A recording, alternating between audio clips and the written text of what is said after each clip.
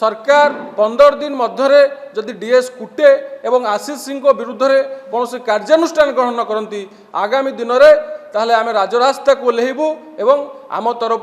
न्यायिक लड़ई जारी रहिबो। 2024 निर्वाचन समय दुई जन वरिष्ठ आईपीएस ऑफिसर श्री डीएस कुटे एवं आशीष सिंह निर्वाचन में हस्तक्षेप करने अभियोग रे निर्वाचन कमिशन तांको सस्पेंड करथिले एवं दिल्ली डकैथिले। सेहीपरि डीएस आशीष सिंह मिछ मेडिकल देह खराब कहीकि रहीकि बीजेडी काम करते उभयों विरुद्ध में संगीन अभियोग थिला। को भली बीजेपी एडवर्टाइजमेंट बंद हम को भली प्रशांत जगदेव को गिरफ कराहब विरोधी मानक दमन कराहब टिकेट बांटियाठू आरंभ कर विभिन्न राजनीतिक हस्तक्षेप करुले विरुद्ध में मूल अभियोग यही कथा तत्कालीन खोर्धा जिलापाल अभियोग करते निर्वाचन अधिकारी अभियोग करते अभियोग मूल अभियोग आम नुह से करते परवर्ती समय जे कहीं निर्वाचन हस्तक्षेप कर सस्पेंड करागला निगला और परवर्ती समय जितेबाला निर्वाचन शेष पर्यायर जो सस्पेंड कराइला ताहा रिवोक कराला। परवर्ती समय किंतु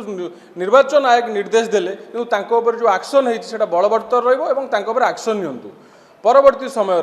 जितेबाला आम पुणी तार अनुध्यान कलु और आम गोटे पिटिशन आम सरकार को देलु आम पिटिशन सरकार को देलु प्राइम मिनिस्टर को देलु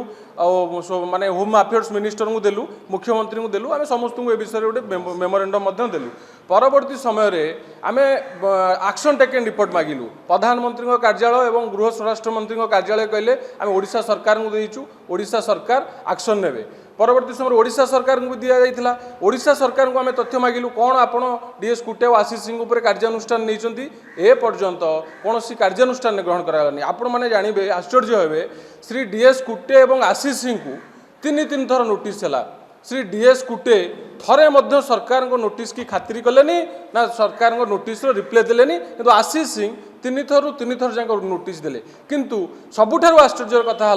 जहाँ जितेबाला विरुद्ध में अभियोग रही जो संगीन मामला रही सस्पेंड होती मेटेरियाल रही दुई जन आईएएस ऑफिसर अभियोग कर कार्यानुष्ठान होनी केंद्रीय डेपुटेशन में पठा हो। परवर्ती समय दीर्घ दिन गला परवर्ती समय पुणी आम मागिलु प्रधानमंत्री निर्वाचन कमिशन को मागिलु निर्वाचन कमिशन कहले राज्य सरकार को जाइए प्रधानमंत्री कार्यालय समस्ते कहले। परवर्ती समय आम निकट में पुणी आरटीआई मागिलु होम डिपार्टमेंट को जे आपण माने कौन निष्पत्ति नहीं कहतु ये कागज आप देखु होम डिपार्टमेंट तथ्य देइचंदी कौन सी कार्यानुष्ठान एपर्यंत होम डिपार्टमेंट नहीं नांती ना प्रोसीडिंग सारी नांती ना तांको उपरे कौन सी कार्यानुष्ठान निया जाई नाही। जदि एते बड़ मामला संगीन रही एते ये रही ताले कहीं तांको उपरे कार्यानुष्ठान कौन कराउनी बारंबार रिमाइंडर पिटिशन पर मध्य सरकार कौन सी कार्यानुष्ठान ग्रहण करूना। तेणुक आम सरकार को दाबी करूँ ये जो उभयों उपर कार्यानुष्ठान ग्रहण न करके केंद्र डेपुटेशन को पठेइचंती टोटली बेआईन एवं ग्रहणीय नुह। आउ गोटे कथा है जदि सरकार आउपर 15 दिन मध्य सरकार 15 दिन मध्य जदि डीएस कुटे एवं आशीष सिंह विरुद्ध में कौन से कार्यानुष्ठान ग्रहण न करती आगामी दिन में ताहले आमे राजरास्ता को ओह्लैबू एवं आम तरफ न्यायिक लड़ई जारी रहिबो। दुई जन सर्वभारतीय ऑफिसर आईपीएस ऑफिसर डीएस कुटे आशीष सिंह से किभली भाव में सर्वभारतीय ऑफिसर होई सेमाने मुख्यमंत्री कार्यालय रही संपूर्ण निर्वाचन को बीजेडी परिचालन संपूर्ण निर्वाचन परिचालन करुले एवं बीजेडी कार्य करुले किंतु जहाँकि सर्वभारतीय जो कंडक्टर रूल अच्छी जार तार विरोधी तार यार विरोधाभास करुच्ची एवं यही जो दुई जन ऑफिसर थे डीएस कुटे आशीष सिंह से किभली भाव में तांकर जो प्रार्थी मानू विरोधी प्रार्थी मानू दलीय प्रार्थी मानू धमक दौले क्या आक्रमण करने दौले क्या विभिन्न प्रकार रेड करने धमक दौले एवं से जो प्रकार कार्यकलाप थिला ता विरुद्ध में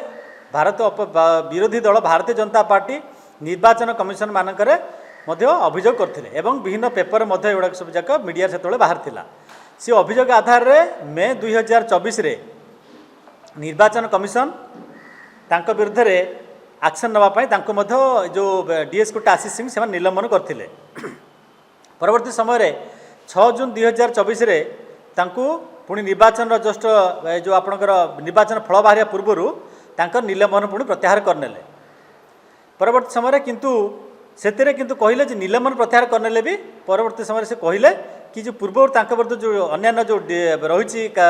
शोकस नोटिस अन्य जो रही निर्देशावली सेगुड़िक जारी रहिबो। ପରବର୍ତ୍ତୀ ସମୟରେ ନଭେମ୍ବର 2024 ଏ ଅଗଷ୍ଟ 21 ତାଙ୍କୁ ଓଡ଼ିଶା ସରକାର ଗୃହ ବିଭାଗ ତାଙ୍କୁ ଶୋ କଜ୍ ନୋଟିସ୍ ମଧ୍ୟ କରିଥିଲେ। ତେଣୁ ଏଇ ଯେଉଁ ନୋଟିସ୍ କରିଥିଲେ ପରବର୍ତ୍ତୀ ସମୟରେ ଆମେ RTI ଫାଇଲ୍ କଲୁ ତାଙ୍କ ଉପରେ କ'ଣ କାର୍ଯ୍ୟାନୁଷ୍ଠାନ ନିଆଯାଇଛି ଏବଂ ସେମାନଙ୍କ ଉପରେ କାର୍ଯ୍ୟାନୁଷ୍ଠାନ ନିଆଯାଇଛି ଏବଂ ସେମାନଙ୍କ ଇନକ୍ୱାରି ହେଉଥିଲା ଇନକ୍ୱାରି ରିପୋର୍ଟ କ'ଣ ଷ୍ଟାଟସ୍ ଅଛି